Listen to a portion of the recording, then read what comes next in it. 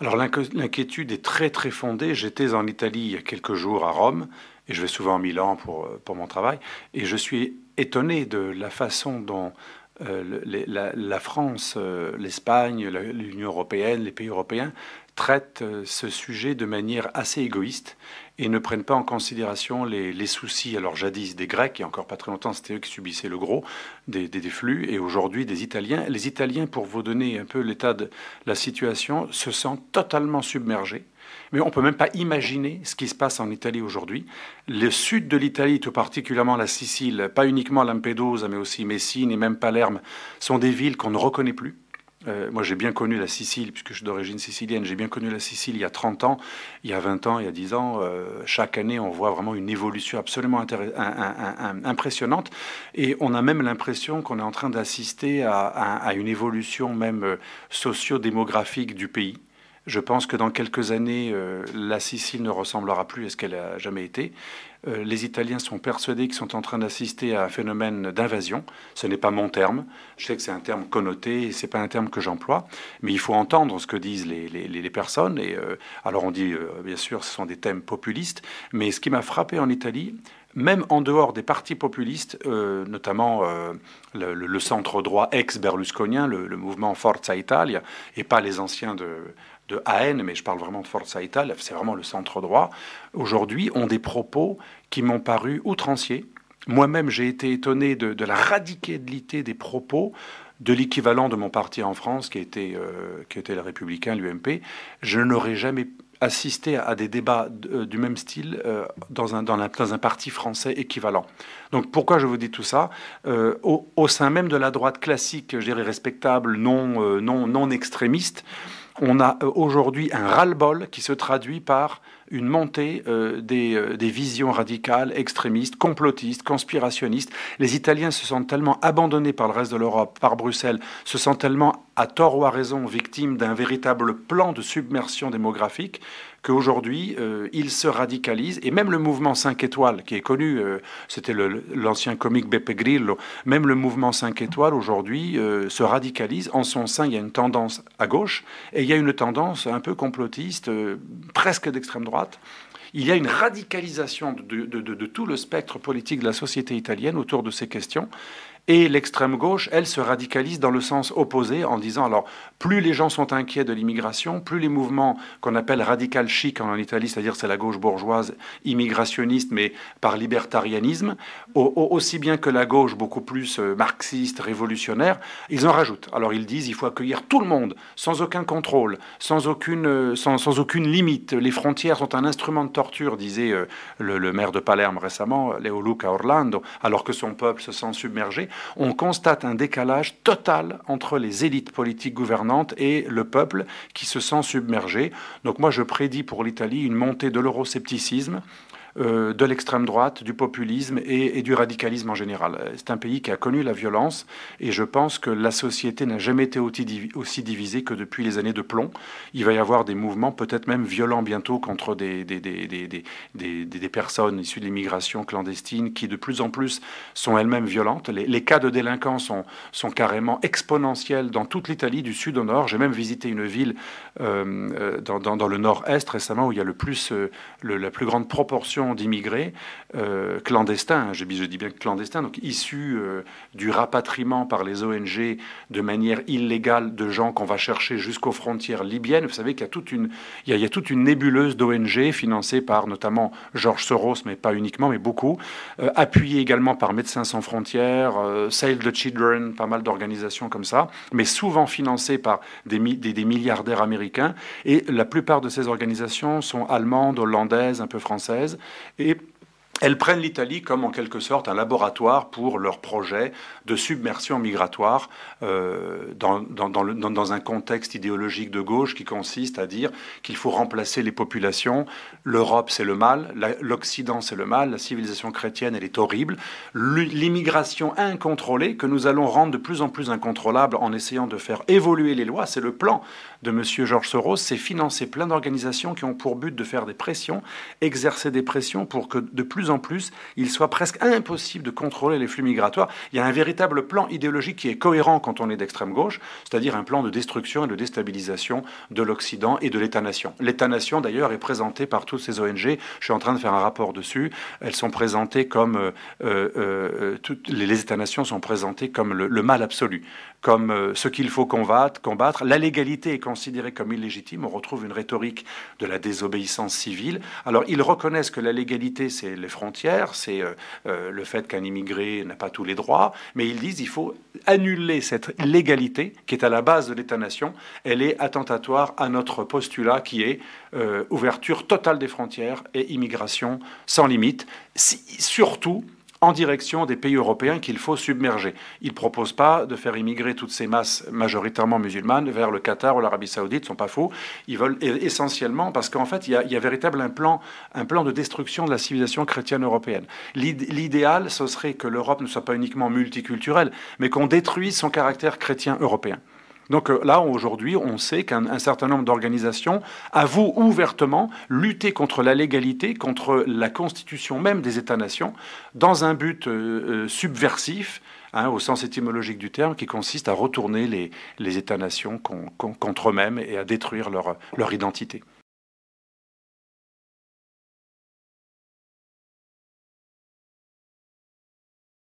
Alors, les gens étaient assez pacifiques. Le peuple italien parle beaucoup, il a des propos parfois très radicaux, alors que l'extrême gauche qualifie de raciste, etc. Mais dans les faits, l'italien n'est pas violent et il n'est pas raciste dans les faits. Il y a beaucoup d'emportement verbal, mais dans les faits, je dirais que les Italiens sont extrêmement patients et pacifiques. Par contre, les heurts qu'il y a eu à Rome cet été opposaient essentiellement des clandestins, il faut le reconnaître, qui se sentaient légitimes puisqu'ils étaient depuis 4 ans et demi logés dans des immeubles de compagnies privées. Ils étaient des squatteurs, mais avec l'appui de la mairie. La mairie avait toléré des squats tout à fait illégaux depuis plusieurs années. Ils avaient commencé à faire des enfants, à décorer les appartements. Donc ils n'ont pas compris que tout à coup, dans le cadre de la rénovation de la mairie qui est accusée d'avoir été très laxiste sur plein de domaines, et il y a aussi des histoires de corruption, la mairie voulait un petit peu remettre un peu de l'ordre et aussi les forces nationales. Et donc les autorités, la police a été envoyée pour déloger des gens qui étaient dans des immeubles normalement dans lesquels ils ne devraient pas être, mais que la mairie avait toléré. Donc c'est pour ça que les heurts ont été très violents, parce que les familles étaient, du jour au lendemain, on leur disait de partir. Donc encore une fois, la faute, c'était les dirigeants laxistes. Et c'est pareil pour les sauvetages en mer. La plupart des sauvetages en mer sur les côtes libyennes qui favorisent les passeurs, qui permet aux passeurs, trafiquants libyens et autres, de payer beaucoup moins cher leur voyage. En fait, aujourd'hui, ces ONG généreuses qui favorisent l'immigration clandestine, en leur donnant des cités entières à Rome ou ailleurs, ou en les sauvetant en mer, finalement, on fait le jeu des passeurs, dont le travail est facilité, puisque leur parcours migratoire, qu'ils leur vendent entre 3 000 et 10 000 euros, est beaucoup moins cher pour eux. Maintenant, ils ont des pneumatiques, ils envoient des clandestins dans des embarcations qui ne peuvent même pas faire le tiers du parcours, alors qu'avant, ils devaient payer des véritables bateaux en bois qui faisaient les 3/4 du parcours. Donc, enfin, c'est fantastique. Aujourd'hui, on peut même dire qu'il y a une alliance objective entre ces forces que j'appelle immigrationnistes, qui ont un but de destruction identitaire de l'Europe, et les milieux criminels, mafieux, qui font passer les clandestins en Méditerranée, qui sont eux-mêmes liés à d'autres phénomènes criminels, trafic d'organes, trafic d'enfants, trafic de prostitution, trafic d'armes et islamisme radical. Donc aujourd'hui, ces organisations pro-immigration qui ont des belles idées, et ça va jusqu'à Médecins sans frontières, qui adhèrent au même credo, et ils sont dans les mêmes réseaux, parce qu'ils sont très interdépendants, ils s'entraident entre eux, ils affrètent des bateaux ensemble. Ces organisations, bien que peut-être que certains de ces militants sont sincères, mais ces organisations aujourd'hui sont les alliés objectifs des islamistes radicaux, des passeurs, des trafiquants de drogue et des trafiquants d'êtres humains, parce que vous savez que beaucoup de passés sont utilisés dans des réseaux de prostitution et aussi pour dispatcher de la drogue. Donc il y a vraiment un risque sécuritaire terrible. Et aujourd'hui, nos hommes politiques sont en quelque sorte culpabilisés, ils sont inhibés. Ils n'osent pas aller contre tous ces lobbies qui ont quand même avec eux des gens très... Médecins sans frontières, ça a été écrit par Kouchner, qui oserait dire que Médecins sans frontières est une organisation criminelle, alors que de facto, elle aide un phénomène criminel. Mais personne n'ose prendre le phénomène par les cornes, attraper le taureau par les cornes.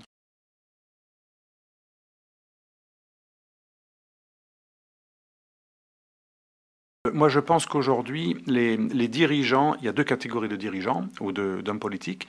Il y a ceux qui adhèrent à ce projet de destruction de l'identité et de la souveraineté des pays européens.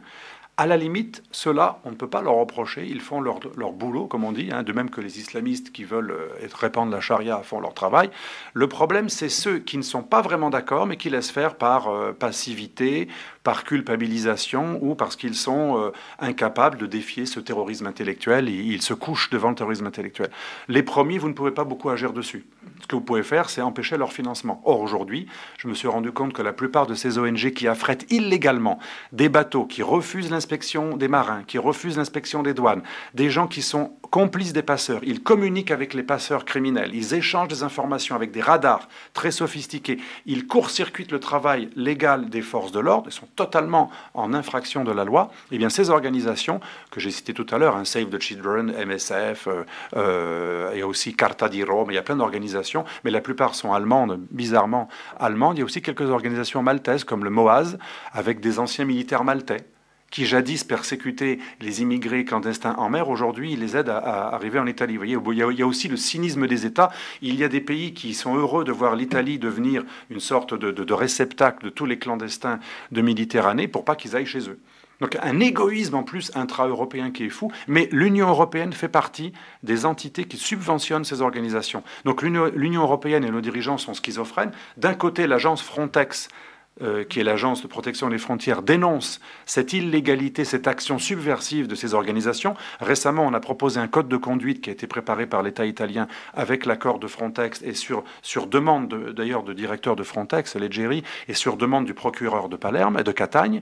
Ce code de conduite a été refusé par la plupart des organisations, des ONG qui affrètent en mer des bateaux pour secourir les passeurs. Et pourtant, alors qu'elle refuse la loi en place, elle refuse le nouveau code de conduite proposé par un État souverain, qui a quand même le droit de dire qui vient chez lui sur ses eaux territoriales et dans ses ports, eh bien ces organisations continuent d'être financées par le gouvernement français, par des mairies, par des conseils généraux, des conseils régionaux, par l'Union européenne. Et l'Union européenne donc finance des organisations qui luttent contre Frontex. C'est extraordinaire. Donc voilà, la passivité de nos dirigeants est assez sidérante. Et donc c'est pour ça, moi, j'en veux beaucoup plus aux dirigeants complices objectivement, mais qui n'adhèrent pas au projet, que ceux qui adhèrent au projet de destruction de la souveraineté. J'ai regardé aussi les textes de toutes les organisations financées par George Soros. Et Open Society elle-même, l'organisation pilote de George Soros, il est écrit ouvertement qu'il faut supprimer toute frontière entre les hommes, que l'immigration doit être totale. Donc le projet est cohérent de ce côté-là. Par contre, les dirigeants qui sont quand même encore un peu attachés à la légalité et à la souveraineté plient, se couchent devant le terrorisme intellectuel de ces organisations, qui sont quand même très douées au niveau rhétorique. Hein. Ils viennent souvent de la gauche et de l'extrême gauche. Et le processus de culpabilisation du défenseur de l'État-nation marche très très très bien, à part des gens comme Marceau, que vous avez interrogé récemment, ou jadis Pasqua ou Villiers, peu d'hommes qui ont été aux affaires aujourd'hui osent critiquer cet état de fait qui aujourd'hui est en train de remettre en question l'idée même d'état de droit, la légalité même de l'état de droit. Et quand il n'y a pas d'état de droit, peut-on parler encore de démocratie ? Les gens ne sont pas trop au courant. C'est vrai que ce qui a le plus surpris en Italie ces derniers mois, c'est quand le procureur de Catagne a décidé pour la première fois de rendre illégales certaines activités des bateaux affrétés par ces ONG très sympathiques, je répète, Médecins sans frontières, Save the Children, etc., Open Society. Il y a eu un véritable tollé. Ces organisations n'étaient même plus habituées à ce qu'un juge, un homme d'État, rappelle qu'elles sont en train d'enfreindre la loi. Donc il y a une prise de conscience, parce que ce juge se rend compte aussi que ceux qui favorisent les passeurs, ils favorisent des gens aussi, alors il y a des gens honnêtes, hein, qui juste fuient la misère, mais il y a aussi des vendeurs de drogue, des vendeurs de cigarettes clandestines, des proxénètes, et aussi des radicaux islamistes. Donc aujourd'hui, il y a une petite prise de conscience, mais on compte sur les doigts de la main les juges aujourd'hui qui vont jusqu'au bout de la logique, parce qu'aujourd'hui, l'état de droit et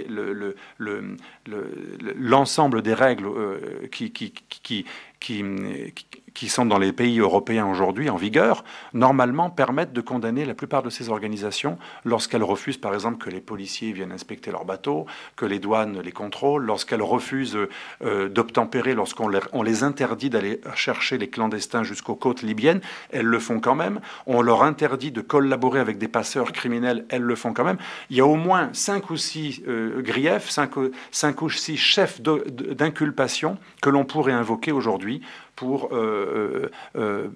faire des procès, intenter des procès à ces organisations. Et ce n'est pas fait. D'ailleurs, récemment, M. Cantabrone, le directeur de MSF Italie, se vantait de toute... Il sortait de la réunion avec le ministère de l'Intérieur et il venait de dire « Je ne signerai pas la charte du fameux code de conduite, 11 règles qui avaient été édictées.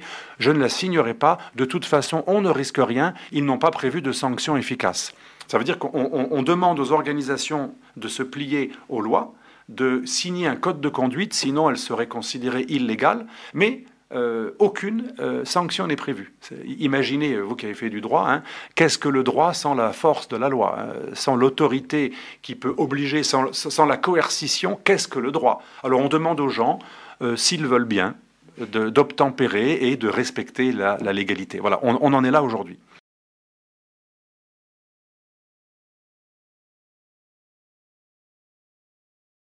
Madame Merkel avait justifié cette immigration par 2 phénomènes, ou deux argumentations. Premièrement, nous ne sommes plus le nazisme, nous ne sommes plus une Allemagne raciste et fermée sur elle-même. C'est notre honneur de faire cela, d'accueillir des mouvements de réfugiés, même s'ils sont massifs, même s'ils viennent de civilisations plus problématiques, hein, civilisations musulmanes, malgré même les viols collectifs de Cologne dont on a beaucoup parlé. Et d'ailleurs, Merkel avait demandé à ce qu'on ne mette pas trop en avant les cas de plus en plus nombreux de viols publics de jeunes femmes allemandes assez libérées par des personnes issues de cette civilisation islamique, parce que ça risquerait de favoriser le racisme. Or, ce qui compte le plus pour un Allemand, et c'est très sincère de leur part, hein, aujourd'hui, c'est prouver qu'on n'est plus comme avant. Prouver que l'Allemagne n'est plus nazie. Donc pour prouver qu'on n'est plus un pays nazi, on accepte une sorte de submersion migratoire et civilisationnelle incontrôlée, quand bien même les nouveaux venus adhèrent à des valeurs de plus en plus islamistes, qui pourtant sont assez proches de celles du nazisme. Ça, le grand paradoxe de cette démarche de beaucoup d'Allemands, vous savez qu'un ancien ministre allemand a même déclaré « La meilleure façon de prouver que nous ne sommes plus des racistes comme à l'époque du nazisme, c'est de changer de population, de nous métisser, et lorsqu'on ne sera plus des Allemands ethniques, ce sera la preuve. Et ce sera la garantie qu'on ne redeviendra pas le Troisième Reich. » C'est extraordinaire. Donc ce n'est même pas une psychanalyse collective que je fais comme ça de bistrot, c'est un aveu de plusieurs dirigeants. La deuxième raison, c'est que l'Allemagne est un pays mercantiliste, comme la Chine, à la différence de la France qui ne produit pas grand-chose, à part quelques grands fleurons. Elle produit tous azimuts, l'Allemagne. Donc elle a besoin d'une force de travail. Mais même cet argument est contesté, puisque ceux qui viennent ne sont pas tous qualifiés techniquement pour être efficaces dans des usines allemandes. Donc ce serait relatif. Le deuxième argument aurait un peu plus de poids qu'en France, parce qu'en Allemagne, il y a un peu plus de besoin de main-d'œuvre, étant donné la démographie catastrophique de l'Allemagne, qui est encore pire que celle de la France, et elle égale celle de la Grèce et celle de l'Italie. C'est les 3 pays qui ont la démographie la plus catastrophique.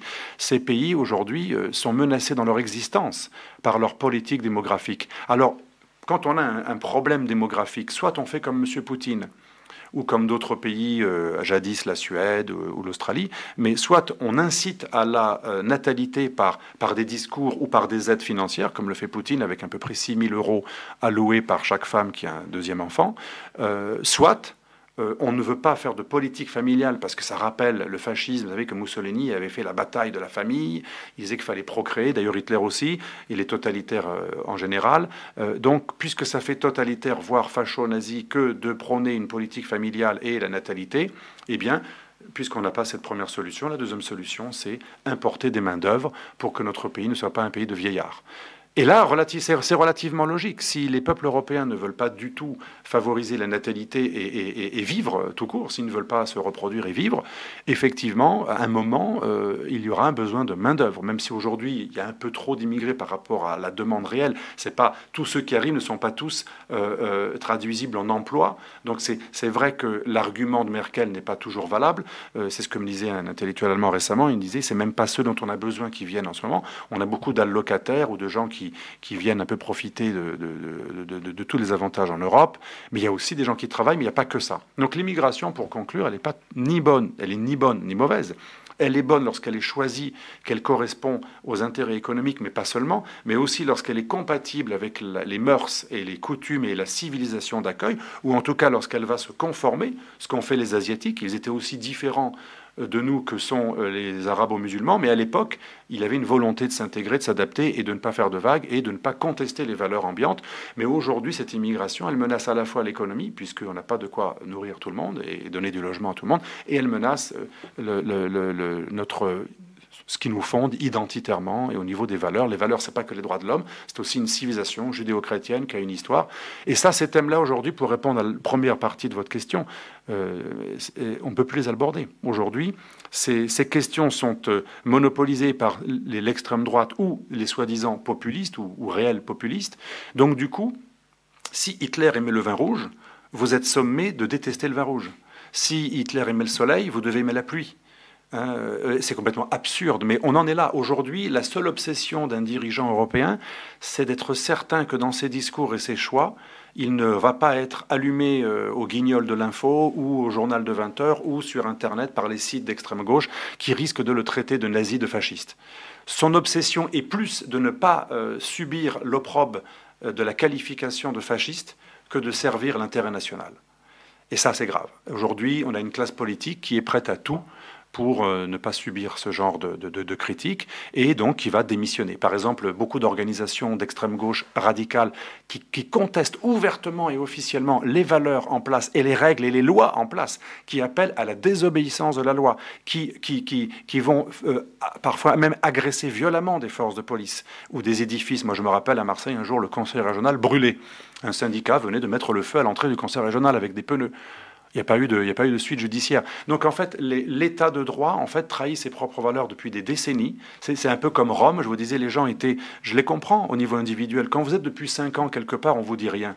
Le jour où on vous déloge, vous trouvez ça injuste. Et bien c'est pareil pour tous ceux qui attaquent nos lois et nos édifices et nos forces publiques et nos forces de l'ordre. Ça fait des années qu'on est impuni quand on est une organisation d'extrême gauche financée par l'État, qui a pignon sur rue, quand on est un syndicat ou un journal d'extrême gauche, ou même quand on est un mouvement trotskiste et qu'on a comme porte-parole M. Edwy Plenel, le bien-pensant, on n'est pas habitué à être puni lorsqu'on fait quelque chose de mal. Tandis que de l'autre côté, dans le bord opposé, là, on sera puni, et tant mieux. Donc la loi est appliquée que contre ceux qu'il est de bon ton de combattre. Mais ceux qu'il est de mauvais ton de combattre, vont bénéficier d'une impunité. Donc ça va être très difficile, parce qu'il va falloir revenir en arrière. Si c'était difficile de renvoyer des gens après 5 ans d'habitude, imaginez comment ça va être difficile de ne plus financer des organisations subversives, parce qu'elles sont habituées à l'être depuis, en gros, les années 50.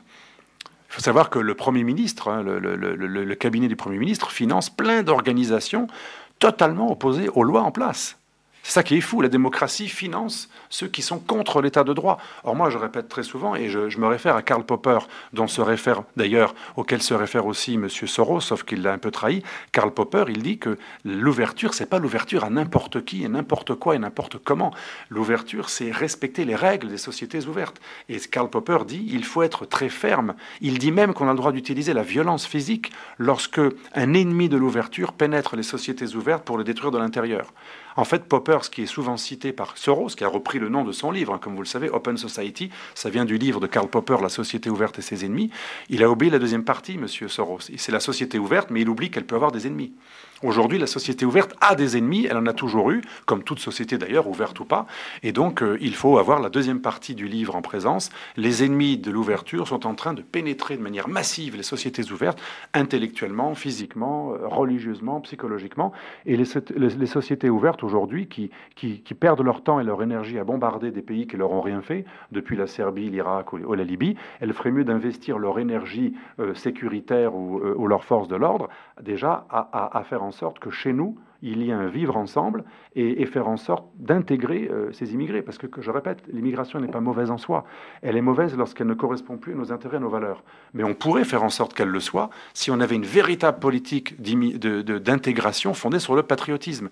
Moi, je me rappelle l'Argentine, j'étais frappé en Argentine, même les Arabes argentins sont aussi argentins que les Argentins latins, voire plus. Carlos Menem a été président de l'Argentine, il est même devenu catholique, c'était un Syrien d'origine syrienne 100%. En Amérique latine, j'ai été frappé par la capacité, et même au Brésil, d'intégrer qui que ce soit. Les Juifs, les Arméniens, les Arabes, ne parlons pas aussi des autochtones ou des anciens esclaves noirs, tout le monde est patriote. Vous avez des pays en Amérique latine ou même en Amérique du Nord où il est inconcevable de ne pas être patriote. L'Europe, elle croit qu'elle va intégrer des masses qui ne sont pas très compatibles déjà. Elle croit qu'elle va pouvoir les intégrer en leur disant « Nous sommes méchants, vous êtes gentils, nous sommes des bourreaux, vous êtes des victimes, et on comprend que vous nous détestiez. » Si j'étais moi-même un fils d'immigrés extra-européens et qu'on me délivre ce discours depuis mon enfance, je détesterais mon pays d'origine parce qu'on m'a appris à le détester. Donc ça, je pense que c'est le problème de fond, il est philosophique.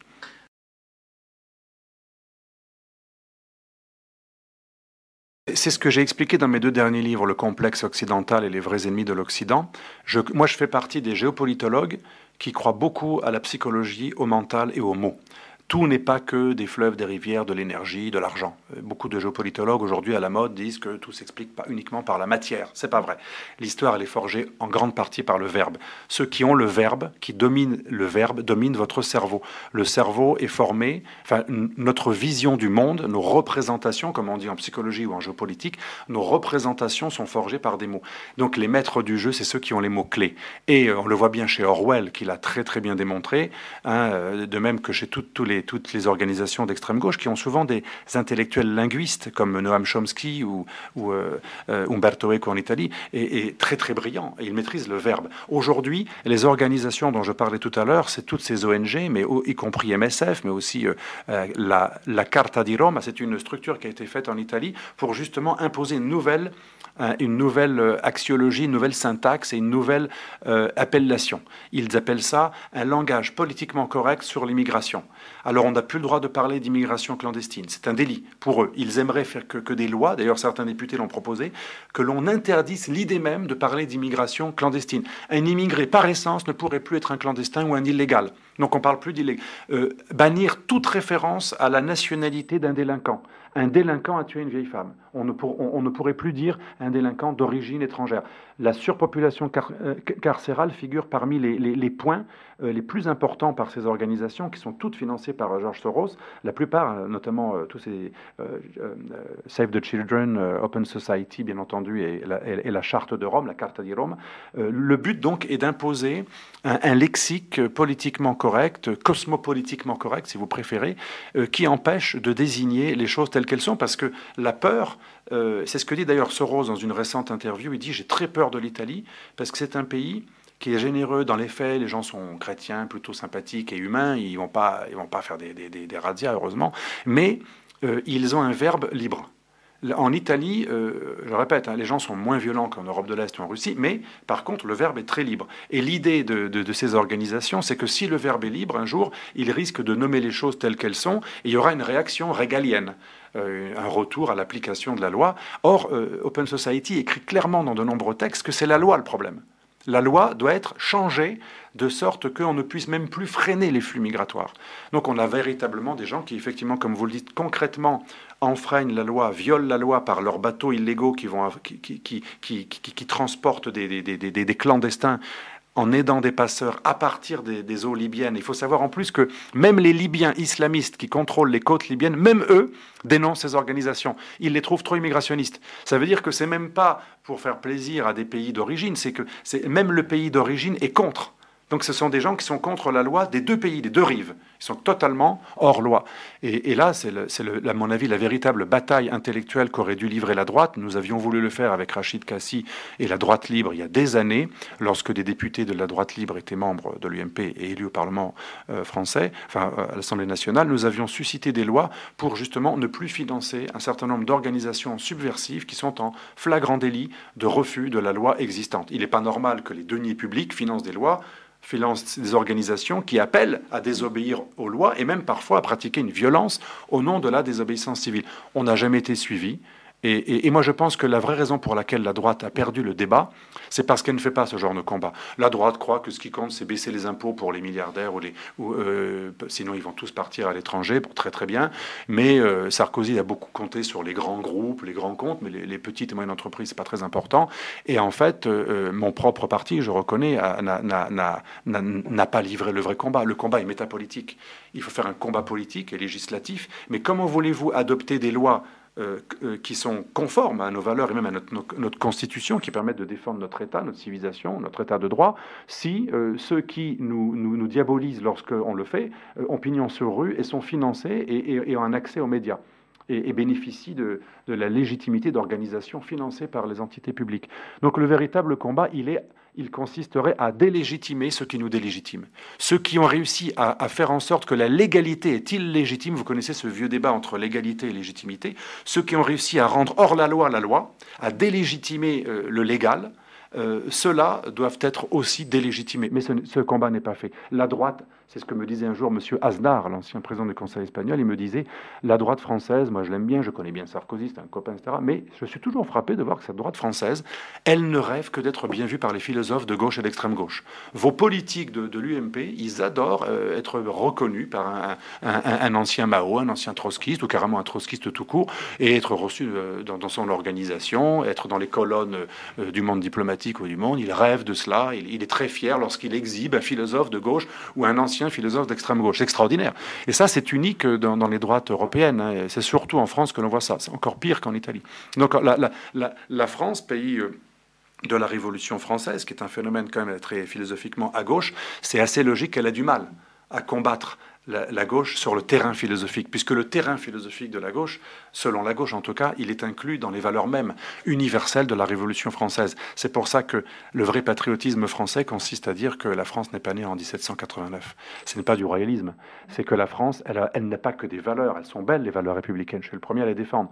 Mais pas les valeurs de la terreur, les valeurs de Lafayette, d'accord, pas les valeurs de la terreur. Et de toute façon, elles ne sont pas nées là. Il y a aussi des valeurs judéo-chrétiennes de l'époque où la France était un pays régi par des valeurs catholiques. On ne peut pas effacer ça d'un trait. Et aujourd'hui, les opposants à ceux qui veulent empêcher de contrôler les flux migratoires, leur but, je le répète, c'est ça, c'est de détruire pas uniquement l'État légal, c'est de détruire le caractère occidental chrétien de l'Europe. Ils ne sont pas pro-musulmans. Open Society finance aussi les Femen. Ils adorent blasphémer.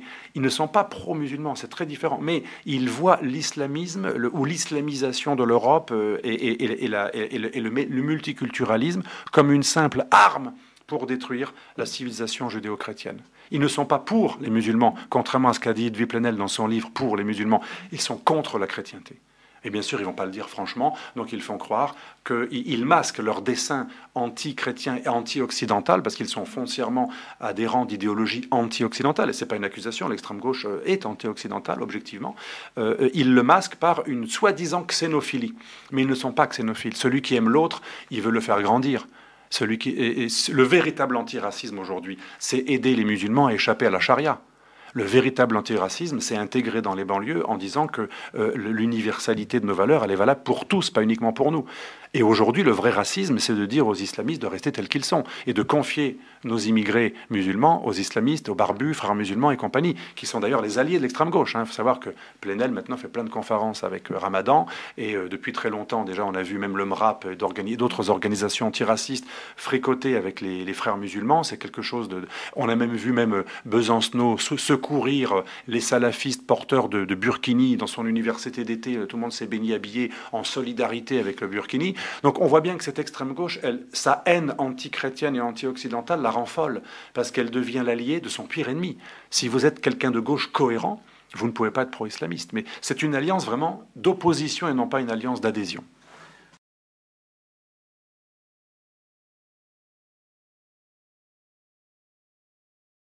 Oui, j'ai observé la même chose que vous.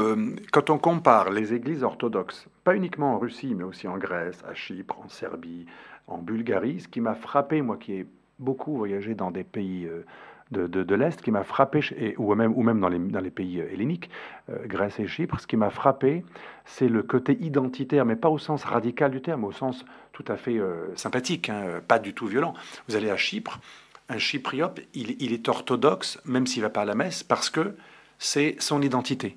Il ne vous dit pas « je suis orthodoxe parce que je crois », je suis orthodoxe parce que mes parents sont orthodoxes. L'orthodoxie, elle n'est pas uniquement une réalité fidéiste qui consiste à croire et être certain qu'on va être sauvé par le Christ. Et là, on est élu, on est considéré comme chrétien, un peu comme un prêtre catholique qui vous dit si tu n'es pas certain que le Christ te sauve, tu n'es pas vraiment catholique. Un orthodoxe ne dira jamais ça. Il vous dira, tu devrais penser que le Christ va te sauver, mais tu es orthodoxe, pas uniquement par la foi, mais aussi par l'identité. Les philosophes qui ont influencé notre mentalité, notre nation a été bâtie aussi par des gens qui étaient orthodoxes, donc tu es orthodoxe. Et donc c'est beaucoup plus difficile pour un catholique de justifier un combat national. Je ne dis pas nationaliste, je dis exprès national, je dirais qui correspond à la légalité, parce que nous sommes encore dans des nations avec des prérogatives pour les nationaux qui ne sont pas celles des non-nationaux. Mais aujourd'hui, quand les cosmopolitiquement corrects discrédite et diabolise l'idée même de faire une différence entre le national et non national, il est très difficile pour un catholique de s'inscrire en faux, parce que les catholiques sont de moins en moins bien formés.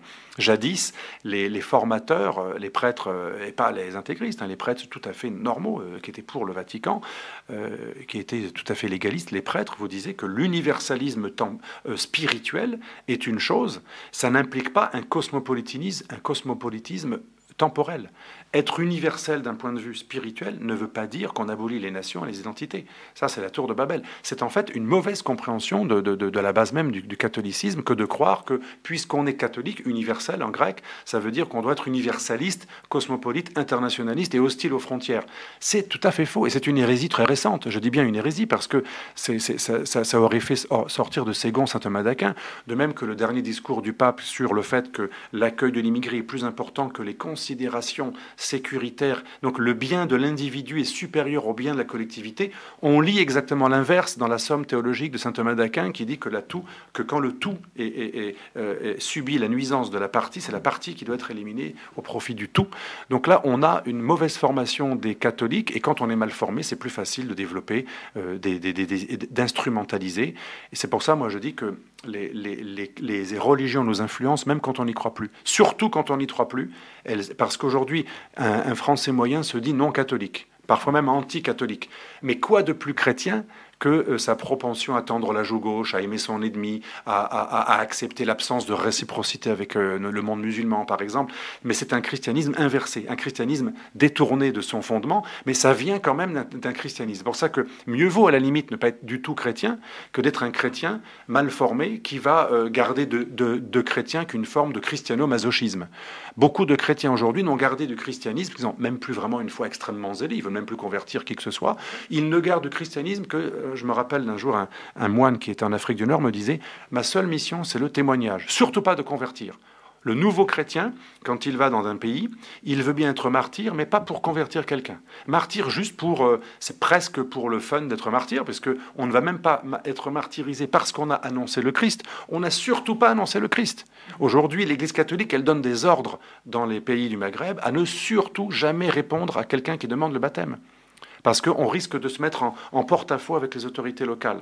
Par contre, les protestants évangéliques, eux, convertissent partout, pas contre les musulmans, mais partout, où qu'ils soient dans le monde, rien, parce qu'ils estiment qu'ils doivent convertir. Donc il y a un christianisme catholique qui, de plus en plus, n'est plus vraiment une religion verticale, c'est devenu une religion horizontale. C'est un humanitarisme plat, avec vaguement une référence à Dieu, mais qui n'a plus grand-chose de véritablement missionnaire, avec, en tout cas, il y a suffisamment de doutes pour que l'ordre général consiste à dire n'allez pas trop convertir les autres, puisqu'on n'est même pas sûr d'avoir la vérité. Cette église-là, je ne dis pas qu'il faut être fanatique et convertir tout le monde, et moi je n'aime pas ceux qui pensent avoir raison contre tout le monde, mais cette église-là, elle est assez peu cohérente. Donc il lui reste quoi ? un témoignage, un immigrationnisme, une application de l'Évangile au détriment de l'Ancien Testament qui est beaucoup plus national. Hein. Là aussi, c'est une hérésie, parce que d'ailleurs ça porte un nom, l'hérésie qui consiste à refuser l'Ancien Testament au profit uniquement du Nouveau. Et ça, c'est depuis quelques décennies. Le christianisme néo-testamentaire à la mode consiste à être horizontal, humanitariste, pratiquement communiste, sauf qu'il y a Dieu en plus. Mais d'ailleurs, on les retrouve dans ces organisations dont je vous ai parlé. Il y en a une qui est catholique et qui est gérée par un prêtre italien qui est fanatiquement immigrationniste. Et je pense qu'il est encore plus fanatique dans sa démarche que certaines organisations comme MSF. MSF est plus mesuré que les adeptes de la théologie de la libération. Voilà, l'Église a été elle-même frappée par ce mal-être de l'autodestruction, cette volonté de se faire pardonner le passé des croisades en les temps islamophiles. Le pape lui-même a dit qu'il fallait ne pas du tout faire obstacle à cette islamisation partielle de l'Occident, qui était un bienfait. Donc on a un pape étrange qui parfois dit quelque chose, le lendemain il dit le contraire. Pour les caricatures de Charlie Hebdo, là ce jour-là il a voulu plaire plus aux islamistes qu'aux laïcs. Il a dit que si on insultait sa mère, c'était normal de répondre avec un coup de poing. Sous-entendu, on a insulté l'islam, c'est logique qu'il y ait une réaction violente. Parfois, on est déconcerté par les propos à l'emporte-pièce de ce pape sympathique, rigolo, mais qui n'a pas l'air toujours de mesurer ses propos. C'est pour ça que parfois, il rétroprédale. Quand il est revenu de Suède, il a dit l'inverse de ce qu'il avait dit sur l'immigrationnisme. Il a dit que non, on avait quand même le droit de contrôler les frontières si on n'était pas capable de donner à manger à tout le monde. Puis après, il est encore revenu sur ce sur quoi il était revenu. Tout ça est très désordre. Quand vous allez dans un pays orthodoxe, il y a peut-être aussi des imperfections dans l'Église orthodoxe, bien entendu, mais c'est une Église qui n'est pas en bisbille, qui n'est pas en opposition avec la nation. C'est très différent. Donc l'Église catholique aujourd'hui, elle est véritablement la victime d'elle-même d'une compréhension cosmopolitiquement correcte de son propre message universaliste.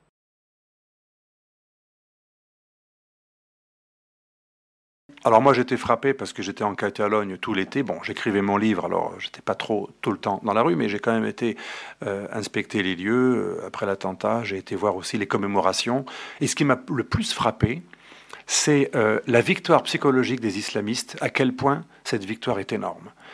Je m'explique. L'islamisme terroriste, ou le terrorisme en général d'ailleurs, pas que islamiste, n'a jamais comme but unique de tuer pour tuer. Le but d'un terroriste n'est jamais de tuer quelqu'un parce qu'il le déteste. Un terroriste peut très bien être votre voisin, il vous aime beaucoup, mais malheureusement, c'est vous qu'il doit buter le lendemain. Un terroriste, ça c'est une première chose qu'il faut retenir, il ne tue pas quelqu'un parce qu'il le déteste, sinon il irait tuer directement les responsables, il ne tuerait pas des innocents dans la rue. Le terroriste n'attire l'attention, il ne tue que pour attirer l'attention des médias, braquer les projecteurs sur lui, afin d'avoir une publicité gratuite pour son motif, pour son idéologie. Le terroriste islamiste, contrairement encore à d'autres terroristes, palestiniens ou irlandais, qui avaient un but national précis, le terroriste islamiste, son but, c'est de faire connaître l'idéologie de la charia et du califat, de faire parler de l'islam en bien ou en mal, au seul but que l'on vende plus de Coran, qu'on achète plus de traités islamiques, et que donc, vous savez, c'est le phénomène du cerveau humain, il est très manipulable. Plus on parle d'une chose, plus cette chose progresse, même si on en parle en mal. Le fameux marketing négatif. Et moi, j'ai été frappé. C'est une victoire totale de ce point de vue. Je dis bien du point de vue de faire parler de soi. J'ai été à tous les lieux que la mairie, d'ailleurs d'extrême gauche, a mis en place à Barcelone. Vous savez que c'est une mairie d'extrême gauche, dont l'adjoint au maire était l'avocat de l'imam qui a fanatisé le cerveau des attentats de Ripoll. C'était un type qui était impliqué dans les attentats de Madrid en 2004. Il a été mis sur écoute pendant 12 ans, signalé aux forces de police, incarcéré. C'est l'adjoint au maire de Barcelone qui l'a fait libérer. De son propre chef, sans qu'on lui demande, c'est lui qui voulait aller libérer des islamistes. Il faut savoir que l'imam de Ripoll, qui a formé tous ces jeunes, il a été en place plusieurs années alors qu'il avait été condamné pour braquage, pour trafic de drogue, il avait été emprisonné, il était connu pour être en lien avec ce premier imam dont je vous ai parlé de Madrid, quand même ça fait gros, eh bien il a quand même été investi imam de la plus grande mosquée de Ripoll, un endroit dans la montagne à 50 km à peu près une heure de route de Barcelone. Il a pu faire ce qu'il voulait, et on sait aujourd'hui qu'il y a eu une complicité objective des forces d'extrême gauche séparatistes catalanes qui, dans une optique anti-espagnole, anti-catholique, vous savez que les milieux séparatistes catalans sont très, très, très anti-catholiques. Ils viennent grosso modo de l'extrême gauche de la CNT qui, pendant la guerre d'Espagne, violait les bonnes sœurs, massacrait les prêtres et détruisait les couvents. Il y a une tradition anticléricale très violente en Catalogne. Je ne dis pas que c'est tous les Catalans, mais l'extrême gauche catalane est peut-être, à mon avis, après les Soviets, la réalité la plus anti-chrétienne qui existe au sein de la mouvance d'extrême gauche. D'une violence inouïe pendant la guerre d'Espagne, même Orwell en avait témoigné, lui qui était pourtant du côté républicain.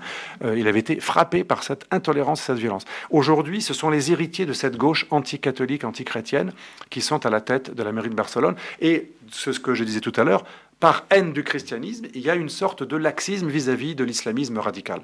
Ça, c'est les leçons que je tire. Et les lieux de commémoration dont je vous ai parlé, officiels, où la mairie a mis des pancartes, des bougies, ce qui m'a frappé, il n'y avait aucune croix chrétienne, aucune photo des victimes, des fillettes et des parents des fillettes. Par contre, c'était rempli de pancartes, mais très très bien écrites, larges. Parfois, c'était les mêmes sur plusieurs lieux de commémoration. Surtout, c'était plusieurs lieux avec des bougies. Il y a plusieurs points. On retrouvait les mêmes pancartes. L'islam est pacifique, ma religion est magnifique, le Pakistan est un pays solidaire de je ne sais pas quoi, alors que le Pakistan est un des pays les plus monstrueux du monde qui finance les talibans et qui a aidé Al-Qaïda et Ben Laden jusqu'à la fin de sa vie. Mais des pancartes, moi j'ai été littéralement sidéré par le degré d'islamophilie, d'islamistophilie même, de tout le projet commémoratif. Et tout cela a été organisé par la mairie qui gère ces lieux. Il y a plein de bougies, il y a plein de gens autour qui sont émus. Alors il y a beaucoup de mots sympathiques, hein, vive la paix, halte à la haine.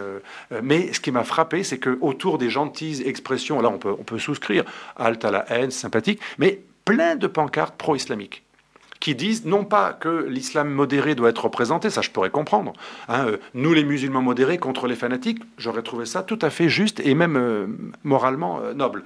Non, c'était l'islam n'a rien à se reprocher. Le vrai islam c'est pas ça et ça passera pas par moi, pas en mon nom, les mêmes slogans qu'à Londres, mais multiplié par 1000. Je n'ai jamais vu une telle propagande pro-islamique, pro-islam, après un attentat qui pourtant a été commis au nom de l'islam. Donc imaginez si des chrétiens faisaient des attentats, est-ce qu'il y aurait la même réaction?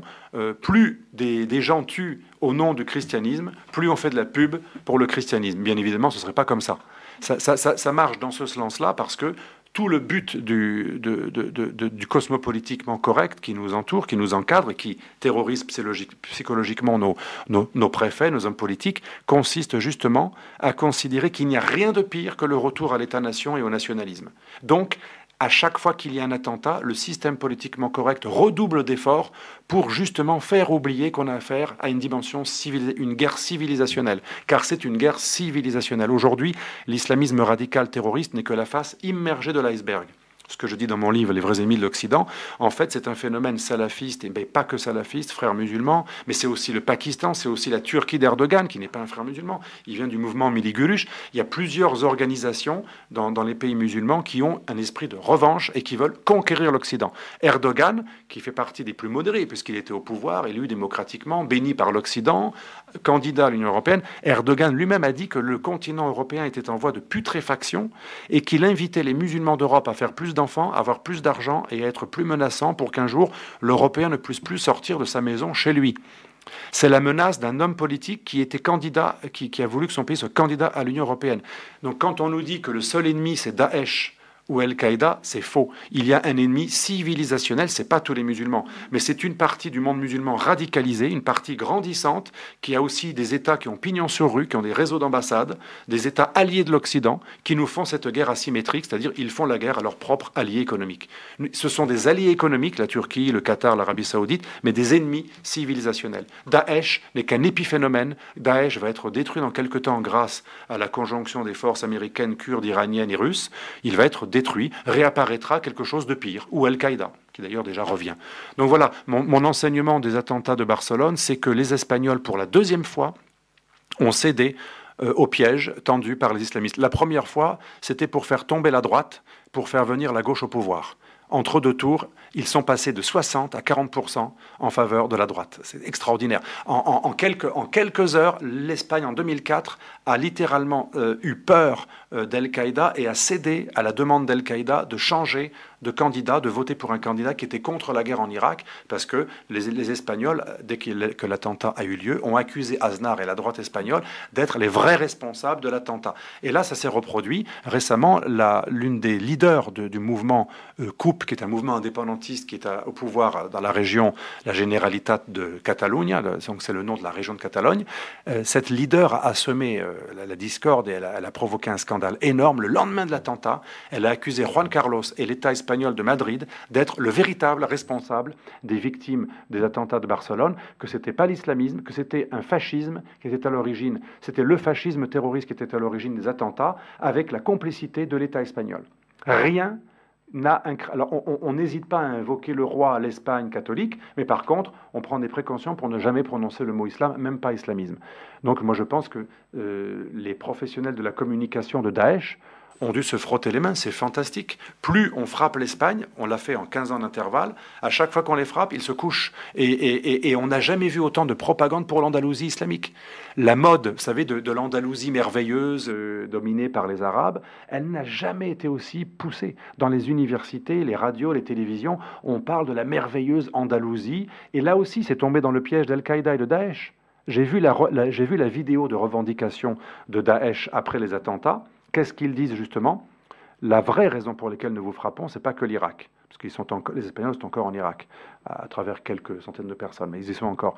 La vraie raison, c'est que vous nous avez chassés d'Espagne en 1492. Or, l'Espagne, c'était El Andalus, c'était pas que l'Andalousie, toute l'Espagne s'appelait El Andalus. Elle était sous domination du califat, elle doit redevenir musulmane. Et donc quand les Espagnols de gauche ou d'extrême gauche à la mode anticatholique font l'apologie permanente, parce qu'il faut que vous y alliez pour vous rendre compte, c'est un mouvement de fond, même les profs d'université aujourd'hui enseignent à leurs jeunes élèves que l'Espagne était plus heureuse sous la domination arabo-islamique que sous les rois catholiques qui étaient d'affreux, c'était les initiateurs du racisme et du colonialisme. On enseigne aujourd'hui en Espagne la vision qui est celle de Daesh, une nostalgie du califat lorsque l'Europe du Sud était en permanence victime des razzias ou partiellement occupée par l'État islamique. Donc moi, si j'étais un militant d'Al-Qaïda ou de Daesh, je dirais c'est fantastique, nous avons réussi notre coup. Notre guerre psychologique fonctionne. Elle fonctionne très très bien, parce que cette islamistophilie, quand nous frappons, elle redouble. Non seulement elle n'est pas freinée, mais elle est encore plus utilisée et affirmée dans des propagandes d'État, parce que ce sont des gens qui dirigent nos États maintenant, qui y croient. Vous savez que toute l'idéologie, je conclurai là-dessus, de l'Union européenne en matière de voisinage avec les pays musulmans est fondée sur le mythe du califat de Cordoue. La merveille de l'islam Espagne, de la civilisation arabo-islamique qui dominait l'Espagne, cette merveille devrait être la pierre angulaire, le fil rouge de nos relations, l'indicateur de nos relations avec le monde musulman. Donc en fait, alors que le monde musulman nous en veut de l'avoir colonisé, ce qui est tout à fait légitime, et moi je le comprends, par contre, nous envoyons un message au monde musulman qui est masochiste. Nous, on ne vous en veut pas de nous avoir colonisés bien avant que nous vous colonisions. Au contraire, nous en sommes nostalgiques. Extraordinaire. Si vous mettez à la place d'un militant islamiste, c'est extraordinaire. Ça veut dire c'est un aveu d'autodilution, d'autodestruction.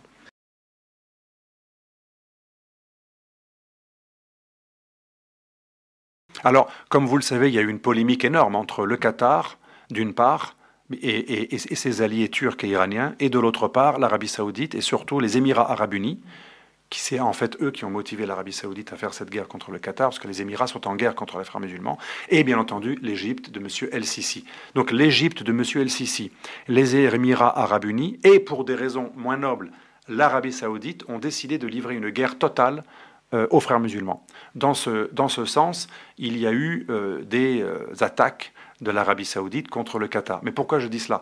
Dans le cadre de cette rivalité Qatar-Arabie saoudite, qui est liée aux frères musulmans, l'Arabie saoudite a quand même donné un certain nombre d'éléments et de preuves que nous savions, moi-même j'en ai parlé dans mon livre, comme quoi le Qatar finance au moins 3 ou 4 organisations terroristes bien connues. Le Hamas israélien, palestiniens, pardon, qui luttent contre, pas uniquement Israël, mais tous les juifs, et qui prônent les attentats suicides.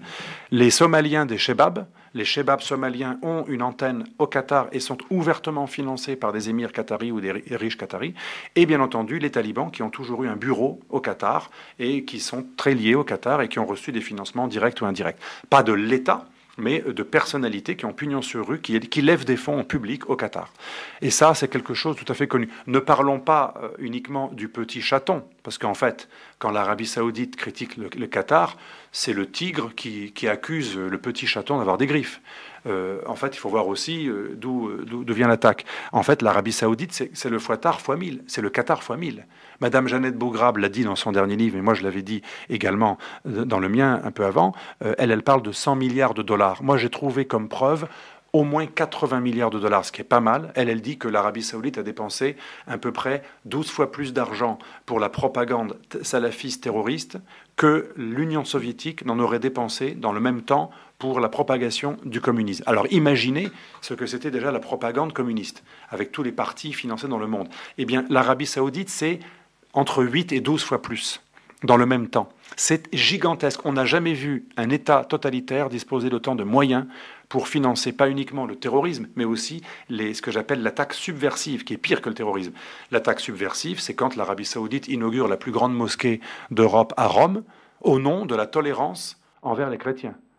C'est vraiment l'hôpital qui se moque de la charité. Et ça, c'est ce que fait très bien l'Arabie saoudite. Donc elle amadoue et elle finance en fait des phénomènes extrêmement subversifs qui ont pour but de distiller chez nous une idéologie qui prône la destruction de l'Europe. Voilà, l'Arabie saoudite, on pourra en parler des heures, elle a financé pratiquement toutes les mouvances islamistes radicales, y compris les talibans, qu'elle a d'ailleurs même formé. Les talibans, c'est une secte indienne au départ, mais qui a été influencée par le wahhabisme saoudien. Bien entendu, l'Arabie saoudite a financé et aidé Al-Qaïda. C'est le prince Turki, l'ancien des services de renseignement saoudien, qui a lui-même choisi Ben Laden pour le mettre en place en Afghanistan contre les Russes.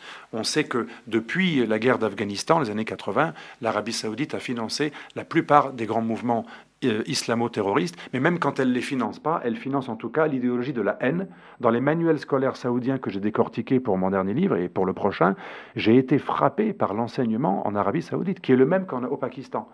Il faut haïr les chrétiens, ils sont des singes et des porcs, les juifs sont des maléfiques, il faut les tuer, le djihad est valable contre les mécréants, contre ceux qui se moquent de l'islam. Enfin, je dirais qu'un manuel scolaire d'un enfant saoudien ou pakistanais est un appel à la haine et à la tuerie. D'ailleurs, à telle enseigne, un jour un policier palestinien me disait, quand on veut déradicaliser nos propres citoyens saoudiens quand ils sont jeunes, qui sortent de prison, on veut les déradicaliser, on ne peut pas leur dire que c'est pas bien de tuer un infidèle. On leur dit, vous vous êtes trompés d'endroit.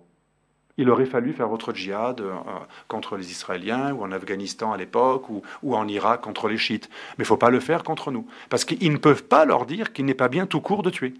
Ce n'est pas possible pour un wahhabite de dire qu'il n'est pas bon de tuer, parce qu'il est bon de tuer dans le wahhabisme. Il est bon de tuer pour plein de raisons d'ailleurs. Donc voilà, on a ce genre d'alliés. Alors, comme je dis souvent dans mes conférences, avec ce genre d'alliés, pas besoin d'ennemis. Nous avons comme alliés des gens qui financent le terrorisme, et pas uniquement le terrorisme psychologique de l'islamisme radical, que j'ai appelé le totalitarisme islamiste. Et de même que le nazisme, c'était une réalité totalitaire, mais ce n'était pas que les chars et les chambres à gaz d'Hitler. Une idéologie totalitaire, elle n'est pas qualifiée que par son action violente, physique, elle est aussi caractérisée par un enseignement. C'est pour ça que, de même qu'il est stupide de dire que le nazisme dangereux, ce serait que le nazisme en action, mais pas la propagande nazie, il est aussi stupide de dire le seul islamisme condamnable, c'est le terrorisme, mais ceux qui sont, comme l'imam de Brest, dans leur mosquée, à prêcher des choses bizarres, mais pas de violence directe, ceux-là, finalement, ce que dit Planel, il faut les laisser agir et prêcher le burkini ou la malédiction de ceux qui écoutent la musique. Non, le totalitarisme est à la fois idéologique et en action. Et c'est comme l'enseignement de la haine. Quand vous apprenez à haïr, il ne faut pas s'étonner qu'un jour, la personne qui apprend à haïr ait envie d'appliquer sa haine de manière concrète. C'est pour ça que, de même qu'on a interdit le révisionnisme et les idées fascistes ou nazies en France, c'est très bien, on devrait, à mon avis, interdire aussi toute idée violente du même type, même de l'autre côté, c'est-à-dire du côté du marxisme léniniste ou du communisme, mais aussi du côté de l'islamisme. Or, ce qui est bizarre, des trois totalitarismes, rouges, bruns et verts, aujourd'hui, le seul qui est condamné, et c'est très bien, dans sa racine idéologique, c'est le fascisme et le nazisme. Aujourd'hui, les deux autres, le communisme et l'islamisme, ne sont condamnés que lorsqu'ils vont jusqu'au bout, le plus barbare de leur logique. Mais tant qu'ils ne sont pas en action, leur idéologie est sponsorisée, elle est acceptée, elle est même parrainée par les chantres des sociétés ouvertes, notamment Soros lui-même, il est bizarre, il finance les Femen, mais il finance aussi le CCIF, donc c'est un collectif des frères musulmans qui lutte contre l'islamophobie et qui est directement lié aux frères musulmans. Voilà. Donc on voit la contradiction aussi de nos idéologues cosmopolitiquement corrects.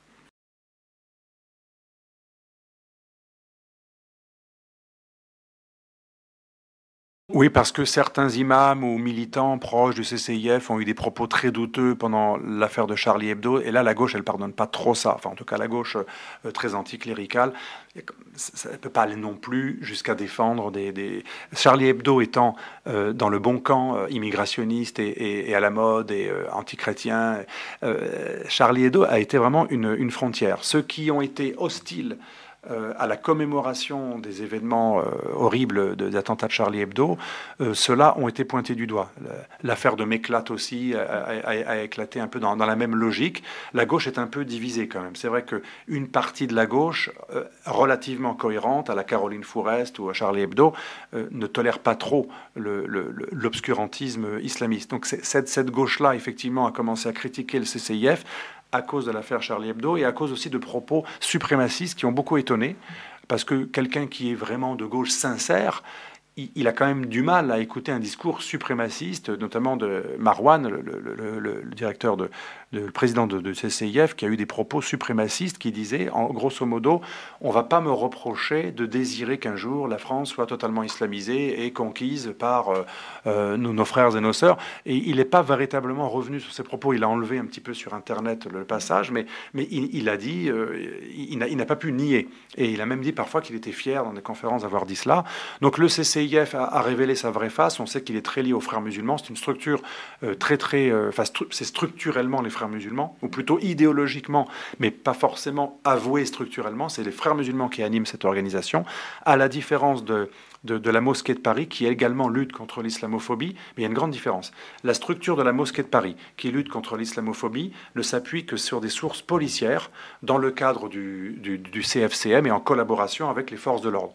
Il y a un relatif sérieux à la mosquée de Paris. Par contre, le CCIF considère comme islamophobe même un propos, par exemple dans notre émission, le CCIF aurait vu au moins une dizaine d'attaques islamophobes. Voilà, le CCIF considère pratiquement tout ce que l'on peut dire qui ne soit pas apologétique vis-à-vis de l'islam, c'est déjà l'islamophobie. Donc je ne suis pas contre toutes ces organisations. Celle de la mosquée de Paris fait un travail relativement sérieux à partir de sources assez fiables, notamment des forces de l'ordre. Ils ne sont pas en tout cas contre l'État. Le CCIF accuse même l'État d'être islamophobe. Le CCIF, sa grande démonstration, c'est que la plus grande source d'islamophobie aujourd'hui n'est plus l'extrême droite, mais l'État laïcard. Et la République lorsqu'elle impose des valeurs laïques. Et d'ailleurs, les commémorations de Charlie Hebdo ont littéralement fait souffrir les militants du CCIF. Donc voilà, j'ai l'impression que c'est ça qui a créé une division au sein de la gauche, parce que la gauche est quand même scindée en plusieurs mouvements. La gauche n'est pas une, heureusement. Il n'y a pas qu'une gauche ou une extrême gauche pro-islamique. Il y a aussi une gauche cohérente autour de Charlie Hebdo, qui est antichrétienne, qui est immigrationniste, mais qui pense que toutes les religions doivent être contrôlées, y compris l'islam, et que l'idéologie de la charia doit être combattue.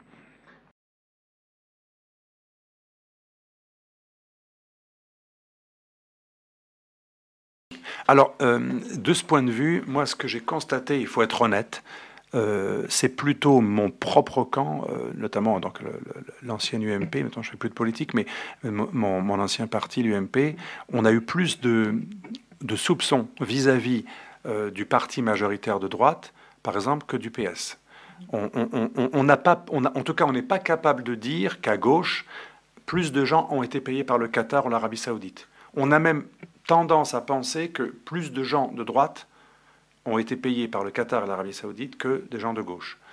Donc là, on ne peut pas véritablement faire ce procès à la gauche. Je pense que si la gauche et l'extrême gauche, une partie en tout cas, parce qu'il faut être honnête, pas toute, si une partie de la gauche et de l'extrême gauche est islamophile, voire même pro-islamiste, c'est beaucoup plus pour des raisons de sincérité intellectuelle, de cohérence idéologique, anti-révolutionnaire, enfin cohérence, ça peut se discuter, mais c'est plus d'un point de vue pro-révolutionnaire, anti-occidental, dans une logique de révolution, de déstabilisation, que parce qu'il y aurait eu des financements, à mon avis.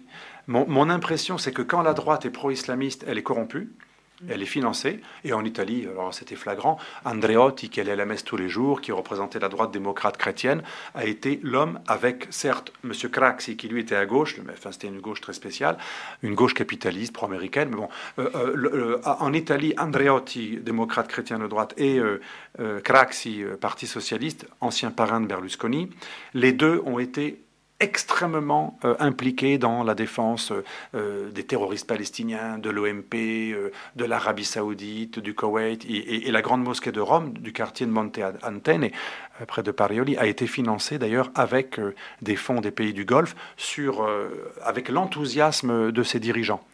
Donc voilà, je dirais que c'est assez réparti équitablement entre le centre-gauche et le centre-droit.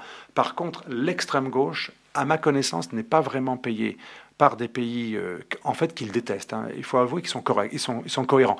L'extrême gauche est pro-islamiste pour déstabiliser l'Europe, mais en général, elle n'aime pas l'Arabie saoudite. Regardez les propos de M. Dvi-Plenel, qui supporte pas de critiquer l'islamisme. Par contre, il s'en prend violemment à l'Arabie saoudite. Vous me direz, son livre a été traduit au Qatar et bien sponsorisé dans sa diffusion par l'émirat du Qatar, qui a traduit en arabe son livre. Donc, vous me direz, peut-être que je dirais que l'extrême gauche, elle préférera le Qatar à l'Arabie saoudite, parce que l'Arabie saoudite, c'est vraiment le capitalisme pro-américain, tandis que le Qatar, c'est un capitalisme, mais proche des frères musulmans, plus proche de l'Iran. Et vous savez que les frères musulmans et l'Iran, c'est l'islam révolutionnaire, à la différence de l'Arabie saoudite, qui est un islam à la fois capitaliste et très conservateur.